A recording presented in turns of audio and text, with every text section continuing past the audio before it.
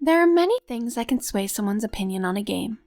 A deal breaker for one person might be what makes the game great to another.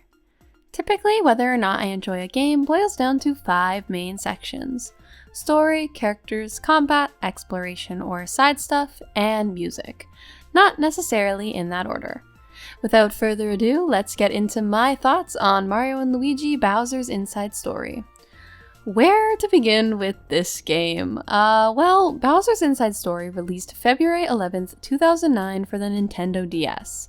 You might be noticing I've been playing a lot of DS games lately. I did play this game a lot as a kid, but I never really got super far into it because I found it to be a bit challenging. When I was a teenager, I played the game all the way through though, and I haven't really touched it since.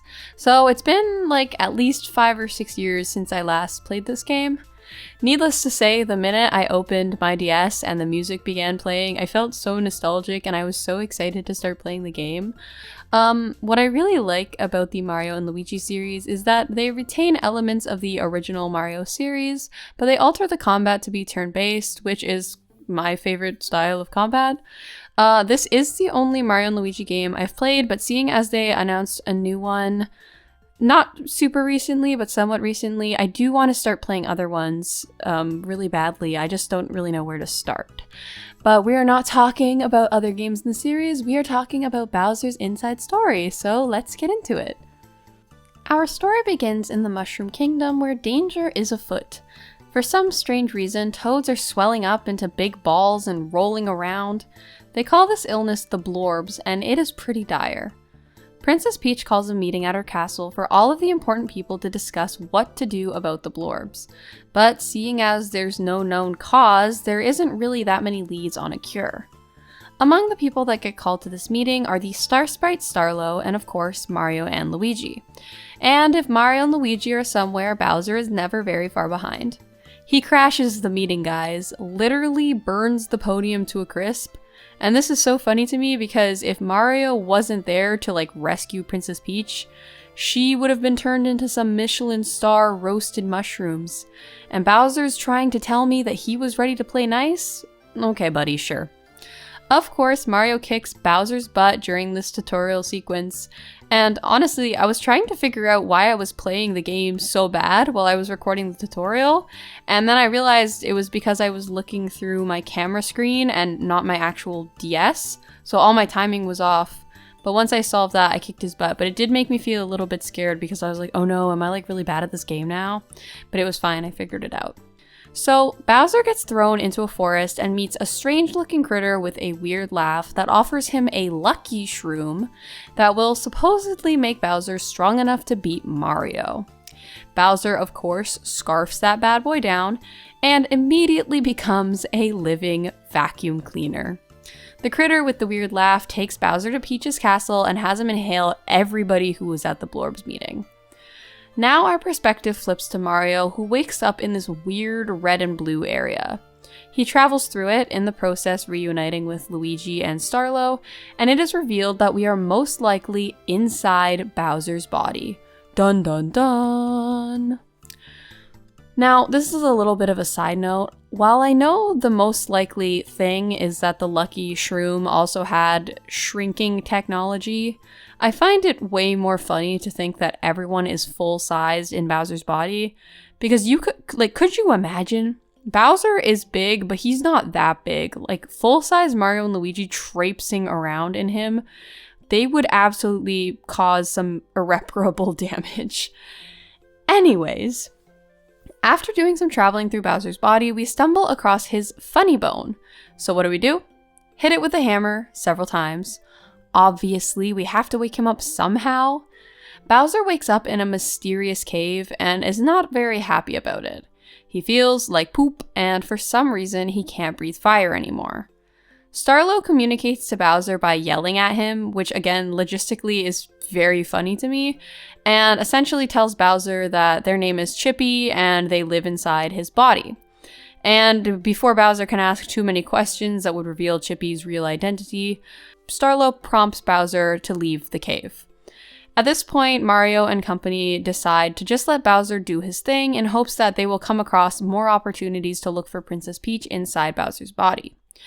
As we're leaving Cavey Cape Cave, we run into the critter with the weird laugh, whose name we now learn is Fawful, and he reveals that he has a 4-step plan to take over the Mushroom Kingdom and turn it into the Fawful Kingdom. Oh no, so scary. Step 1 obviously was the Blorbs and the Vacuum Shroom that Bowser ate, and step 2 involves taking over Bowser's castle. Of course, we don't let Fawful go on with his villain monologue to tell us step 3 and 4 because Bowser gets angry because we cannot have his castle getting taken over. So obviously our next step is to head to Bowser's castle. Really quick side note, but we also do meet Midbus, Fawful's right hand in Cavey Cape Cave during this interaction. And just look at these two standing next to each other, Bowser and Midbus. They're genuinely so silly looking. And this is really the start of a beautiful rivalry that takes place throughout the game. After exiting the cave, we make our way to Plaque Beach, where we meet Broc Monsieur, who is, he's French. I could never remember Broc Monsieur's name as a kid, so I always just called him Turtle Bits, but that's just what he calls Bowser. It was just, I couldn't remember it, so I was just like, yeah, it's Turtle Bits. But anyways, we help Monsieur, and he gives us access to the vacuum block. And you'd think that Bowser would be done with vacuuming things up at this point, but that is not the case. It basically lets us do exactly what it sounds like and basically just like eat and affect certain enemies. I bring it up because one of the things I really like about this game is the constant introduction of different minigames and abilities that keep the game feeling fresh the whole way through. The only other crazy thing that happens on Plaque Beach is fighting this like blooper statue guy, because Fawful made the statue go crazy. I love this sequence just because Bowser would see a memorial statue for a sea hero and just start punching it for no reason. The character animations in this game are another thing about it that make me love it so much, because every character is so big and all of their movements are very exaggerated, and it makes them just feel so full of life and fun. Luckily for Mario and Luigi, after defeating the blooper, it starts spraying water, which Bowser drinks, and that allows us to access more parts of his body. We end up finding Toadsworth, who cried so loud when he found out that Peach was missing that I genuinely thought Bowser would hear him. And then we find out that the reason why Bowser can't breathe fire is because of a big old bug sitting on his flame pipe. So we exterminate it, and then we get to keep going. The next place we travel to is Dimble Wood. Here is where they introduce special attacks for Bowser. Mario and Luigi also have special attacks, but theirs are acquired through attack pieces found in different areas, whereas Bowser's are found by freeing his caged squadrons that fell at the hands of Fawful. Very dramatic, but also really goes to show how much Bowser cares about his minions, and how much his minions care about Bowser in turn. Speaking of Bowser's minions, just before we're able to exit the Dimble Wood, we run into 3 of Bowser's minions that escape from the castle with a cannon. They plan to fire a Banzai Bill at the castle, an ingenious plan, but they also forgot to bring a Banzai Bill, an ingenious flaw. So Bowser sets out to find a Banzai Bill. I love Bowser and his minions together because it kind of seems like a gathering of idiots. Like, effectively, firing a Banzai Bill at Bowser's castle isn't going to do anything, but they're still all standing around like, yes, what a good idea. It's just so funny to me, and how seriously everything is taken in this game by the characters, despite not feeling that serious at times, is just one of the things that adds a lot of charm to the game, especially Bowser's sections. Now, on our hunt for a Banzai Bill, we stumble across the Wiggler family carrot farm, where Bowser yanks an enormous carrot, thinking that he can just fire the carrot out of the cannon at the castle instead of a Banzai Bill. An ingenious plan. Obviously, the Wiggler doesn't like that too much, seeing as they spent generations growing that giant carrot, and he tells Bowser that he has to eat the carrot to take responsibility for yanking it, and in exchange he'll give Bowser a Banzai Bill because he conveniently has one. Now, I feel like anyone who played this game as a kid universally struggled with this carrot eating minigame. I know I did, and I was honestly a little nervous to record it because I thought I'd mess it up. But even doing the game while filming, I finished it in a whopping 29 seconds. It's crazy what you're able to accomplish when you can read. Even after clearing the challenge, Wiggler becomes a master gaslighter and tries to tell us that we never had a deal and that we were wrong in the first place for eating the carrot that we didn't even want to eat. So Bowser gets justifiably pretty mad and we beat that Wiggler's booty. After doing so, we get the Banzai Bill. Bowser learns another new skill, which allows us to smash more stuff with his punch and gain access to new areas. See what I mean about this game being so cool with introducing new mechanics all the time. And we successfully fire the Banzai Bill at the castle. Unfortunately, Bowser's castle just flies over the Banzai Bill, and then the castle flies to Dimble Wood, because they pinpoint the location of where the Banzai Bill was fired from. Apparently, Fawful works pretty quick because he managed to install flying mechanics into Bowser's castle in what feels like no time flat. And speaking of flat, they crush Bowser like a pancake with his own castle. Yeah, that's pretty embarrassing. At this point in the game is when we gain access to the large Bowser fights, and I remember them being so epic as a kid because nothing makes you feel more powerful than being able to punch a castle with your giant reptilian fist. And guess what? It's just as cool when you're an adult. Bumpsy Plains is the next area we travel to, but it's kind of more of a filler area. I'm just bringing it up because it has one of my favorite tracks in the game. It's just so upbeat and catchy, and I love it. After all of that traveling, we finally make it to Bowser's castle, which has been turned into the Fawful Theater. This is our first real look at Fawful, and guys, Fawful's little concert is kind of why I love him as a villain, because he's so eccentric but also does seem kind of charming. It's established that Fawful brainwashes Bowser's minions, but I'd almost also believe it if he genuinely just won them over. The build up to the fight with Midbus is really well done up until this point, not being overbearing while also showing us how important it is to Bowser that he kicks Midbus's butt. And of course, we do just that. In celebration, Fawful invites Bowser to a victory feast hosted by the Boos, and guys, this entire sequence freaked me out so bad as a kid. Like, Bowser being force-fed food and gaining like 300 pounds in a single sitting genuinely changed me psychologically. It freaked me out. And the Boos also just give such mean girl energy because the entire time they're like, no, you're not gaining weight. It's all in your head. And then at the end, they're like, haha, we should call you the king of chub. Like, that pipeline was so not okay. Anyways, Bowser gets stuck in the floor because he's so fat that when he tries to take a step, he like falls through it. So once again, it's up to us to help him out. Mario and Luigi manage to find and save Princess Peach in the Flab Zone, but of course, literally the second we save her, Fawful starts shooting Bowser with like this weird ray gun to take her back from his body. Before he does, Peach gives us the exposition about the all-powerful Dark Star that Fawful must be looking for. It was sealed underneath Toad Town by the Star Sprites because it was said that if an evil entity got hold of it, they would rule the Mushroom Kingdom. And apparently, the only person who can break the seal is Princess Peach because, of course, she is. So long story short, Fawful snatches Peach, Bowser works out on a treadmill and becomes lean again, and then promptly blows himself all the way to the area underneath Cavey Cape Cave. Yay! We're back where we started! Bowser manages to dig a tunnel with the Monty Bros to the Toad Town caves, but he ends up getting blasted by the security system, which sucks for him, but means that Mario and Luigi can finally escape from Bowser's body.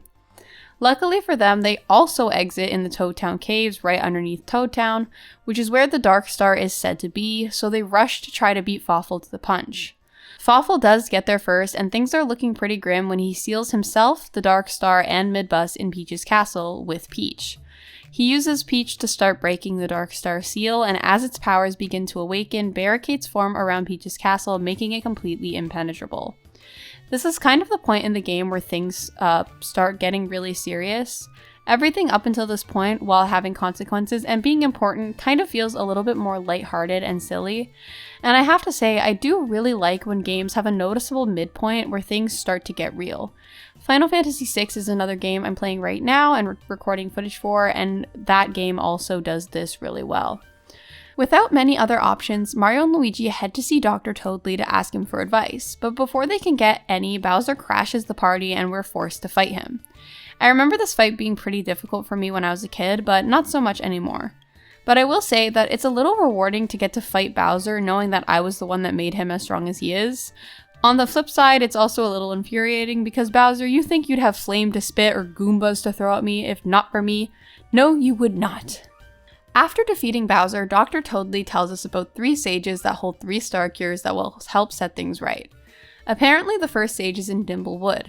Bowser hears all of this and sets off right away, but then we learn that the first sage is actually one of the bosses we fought inside Bowser's body.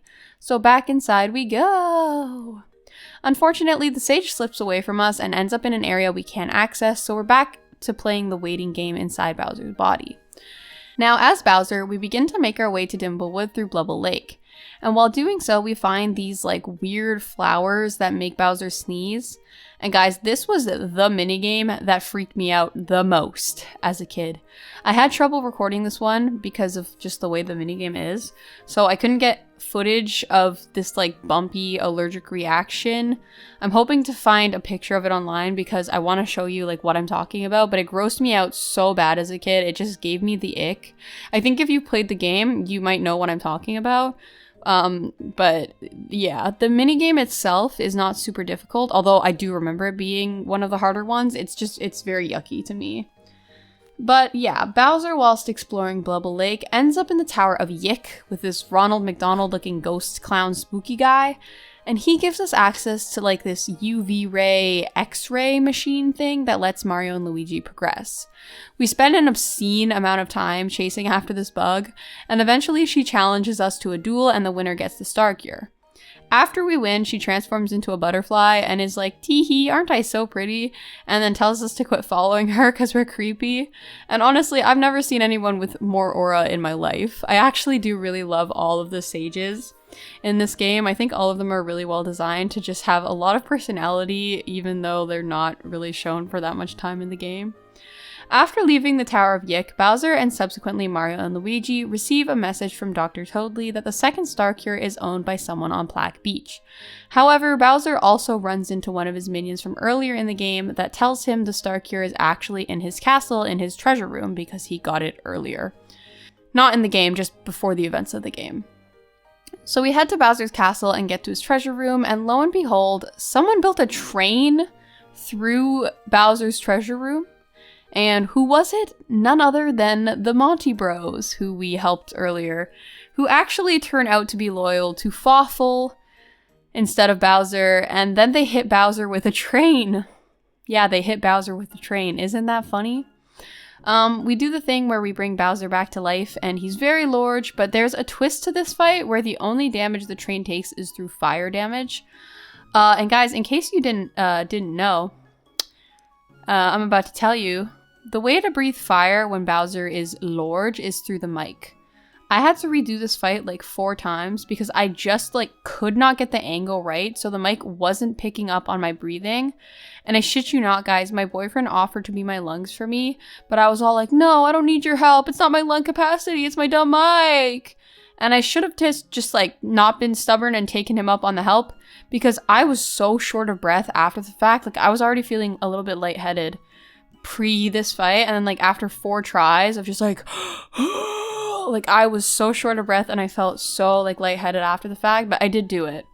After that whole crisis is dealt with, we realize that the star cure is locked in a safe that Bowser doesn't remember the code to, so we help him remember it.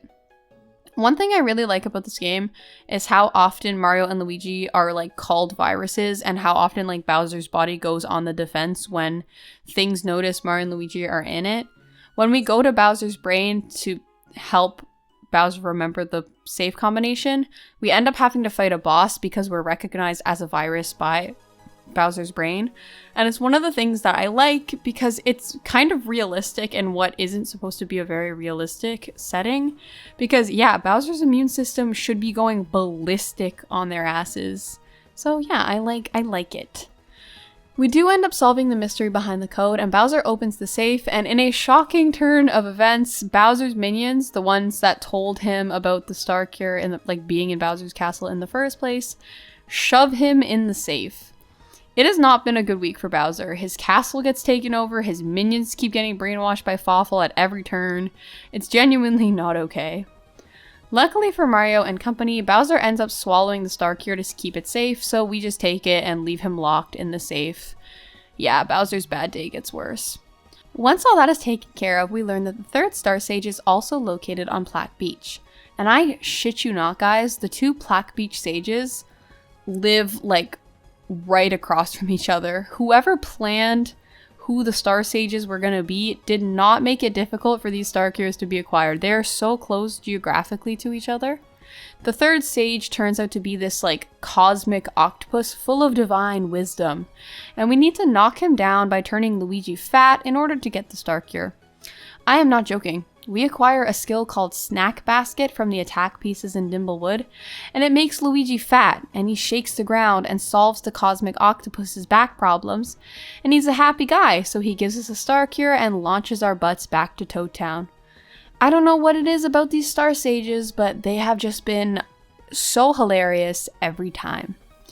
Once we have all three star cures, we're able to take them back to Dr. Toadley, who makes the miracle cure, which he patents as the Miracle Toadley cure, because, you know, he's a doctor, and doctors be doctorin'.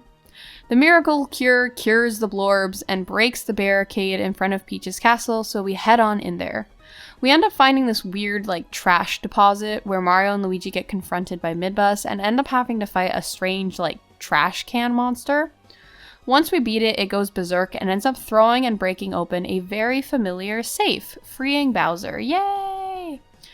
I remember the trash can fight being pretty hard, but honestly, up until this point, I found the game to be pretty easy. I will say that while I barely died up until this point, the few times that I did were almost always to regular encounters because I got cocky and didn't heal for, like, just did not heal, and then I would just die because I would just like miss a couple of attacks. But I almost never like actually died to the bosses and fights that were intended to be difficult up until this point, because once we got to like the later, like the last few bosses, I actually did die, like not a lot, but a few times. Mario and Luigi decide to hop back into Bowser's body and let him take over, and Bowser gets us all the way to Fawful, Midbus, and the Dark Star. Of course, Bowser and Midbus have to have their one last showdown. And guys, this is what I'm talking about. I did die to Midbus a few times. I actually like had to turn the game off and come back after a 10-minute break because I was like, I'm not really getting anywhere with this. But I managed to triumph. Unfortunately, the Midbus fight is just enough stalling for the Dark Star to fully awaken and for Fawful to channel some of its power. Bowser ends up punching Fawful, which prevents him from taking any more of the Dark Star's power. But while Bowser's laughing about how evil he is and how he's going to take the Dark Star and the kingdom, the Dark Star ends up going into his mouth and Bowser eats it. Bowser is actually like, genuinely so silly in this game, like actual levels of cartoon villainy that are truly unmatched. So once again, Mario and Luigi help Bowser out from inside his body. Sadly, while we do fight and beat the Dark Star, it isn't before it copies Bowser's DNA, and Bowser ends up spitting out a very scary smoke Bowser that goes off in search of Fawful, who has the rest of its power. Bowser gives chase. We end up having to fight a transformed version of Peach's castle, because apparently Fawful has time to modify every large building in the Mushroom Kingdom. And finally, after all of that, we are able to confront Fawful in the council room. I really like that everything finishes off in the council room because I feel like it was just a really good like full circle moment that made the journey feel satisfying. We kind of end where we began. Obviously, that isn't really the end because after Bowser beats Fawful, Dark Bowser swoops on in and sucks him down, forcing us to fight the completed Dark Star as both Bowser and Mario and Luigi. And guys, that final boss is kind of hard. It did take me a few tries. I didn't really remember the final boss of the game despite playing it before, so I got to re-experience having the fight be equal parts Mario and Luigi and Bowser, and every turn just felt so epic. I actually did really love the final boss of this game. The end of the game is very silly and heartfelt, and I really love how Bowser is portrayed in this game because while he is supposed to be a bad guy, he's also just so silly that he doesn't really come across as intimidating. Of course, we managed to save the Mushroom Kingdom and all is well. I honestly think that the strongest part of this game is the characters and the dialogue, both spoken dialogue and action dialogue.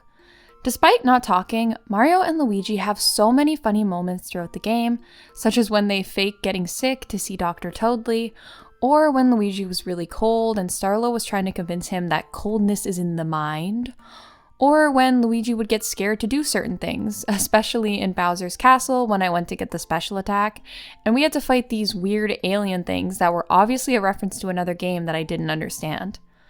All of the movements for the bros are so big and exaggerated that it makes up for the fact that they don't talk. They leave a very strong impression without the need for voice, and they're always enjoyable and hilarious to be around. Bowser is the perfect balance of antagonist and also enjoyable to follow. It's still rewarding to help him out and get to play as him, despite him usually being the bad guy. And most of all, Bowser's relationship with Starlo is one of the best in the game.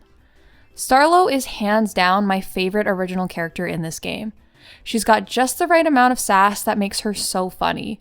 She's not afraid to put anyone in their place, be it Mario and Luigi or Bowser. One of my favorite scenes of hers is when she gives Bowser a hard time for not saying please, and from that point onwards in the game, whenever Bowser asked her for help, he'd always be like, please, and it is so funny every time. At her heart, Starlo is also a very caring star sprite. She's really just there to help out, and she very nicely walks me through every minigame and skill upgrade.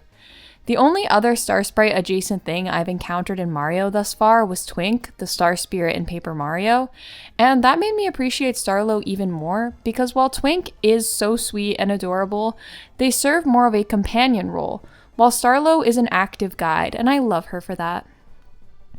It's also so adorable that Bowser spends so much of the game trying to recruit Starlo as his minion, and then at the end of the game, Starlo's like, "It's me, your minion!" It's so heartwarming and really just shows how much my children have grown throughout the course of the game, and I really love them. Midbus and Fawful are similarly entertaining. While their motivations as villains are pretty shallow, they both have, again, very unique speech patterns and individual character moments that make them fun to watch. They also have good rivalries with Bowser in particular that make us invested in their defeat. They're the perfect example of villains that don't always need to be compelling characters to still be good villains that are fun to watch and fun to root against. Now, while I have discussed the combat and some of the game mechanics throughout the video, I wanted to re-mention that the reason why I enjoy this game so much is because it keeps all the fun elements of Mario games while switching to a turn-based combat style, which is my favorite style of game most of the time. The game also isn't shy about giving you so much maneuverability and places to explore. Bowser has 4 unique overworld moves, and Mario and Luigi have, I believe, 5 or 6, which makes it so fun to go back and explore each area as you unlock new moves. The game gives you all sorts of incentive for things to explore between special attacks that you can find all over the Mushroom Kingdom, special attack challenges for Bowser, combat challenges for Mario and Luigi, so many different upgrade beans that you can find all over the place. There's a cute puzzle side quest that Mario and Luigi can do. While I do know about all of this stuff, I didn't really partake in many of them outside of collecting all of the blitties for Broke Monsieur and finding all the special attacks for both characters. Something I really struggle with is being a completionist, especially when I'm playing the game for a video. I feel like in order to be allowed to talk about it, I have to do every single thing the game has to offer, but I'm trying to work on that because sometimes you enjoy a game so much that 100%ing it is fun and something you want to do. Like, I had a lot of fun for the most part doing that for Wind Waker. And sometimes just enjoying a game at a surface level for the story and just what it offers right on the surface is fine too. And that's kind of what I wanted to do for Bowser's Inside Story. As always for most games I play, the music in this game is so good. Part of it is almost certainly nostalgia, but also Yoko Shimomura was the composer for this game, and she puts out only bangers. If you don't know, she's also the composer for the Kingdom Hearts series, and it is what I know her best from. And I will say that the final boss theme was the most Kingdom Hearts sounding song. But yeah, 10 out of 10 for the entire soundtrack. My favorites are the KV Cape Cape theme, the Blubble Lake theme, Mario and Luigi's Battle theme, the final boss theme, the opening theme. I don't really know the name of all of the songs. I think like the KV Cape Cape theme is like Wind Blowing and KV Cape Cave or something like that. All of them have like different names. And also, alternatively, each version of the song has a different version that plays inside Bowser's body. And I think that's really cool because they could have kept the same or similar music, but even though the song is similar, when we switch to Inside Bowser's Body, each theme has like different motifs and stuff like that that makes it sound very unique, and I really like that about the game. So yeah, very, very strong soundtrack. Random thoughts I had while playing the game. When Mario and Luigi speak Italian, while it sounds literally nothing like it, it reminds me so much of The Sims speaking Simish, and it never fails to make me smile, especially when they have long conversations.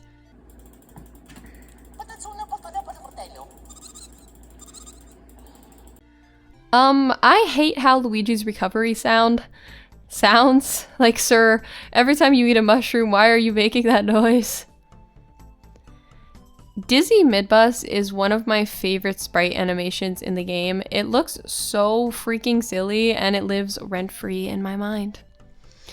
In conclusion, this was such a fun game to revisit. It's relatively short, it cleared the main story and did some of the extra things in under 20 hours, and it is such an enjoyable and heartwarming little game. It is just enough going on with the combat and exploration that it's always fun and fresh. The environments are always bright and vibrant, and I truly can't recommend it enough. So yeah, this has been my thoughts on Bowser's Inside Story. Thank you so much for watching, and I will catch you on the next one.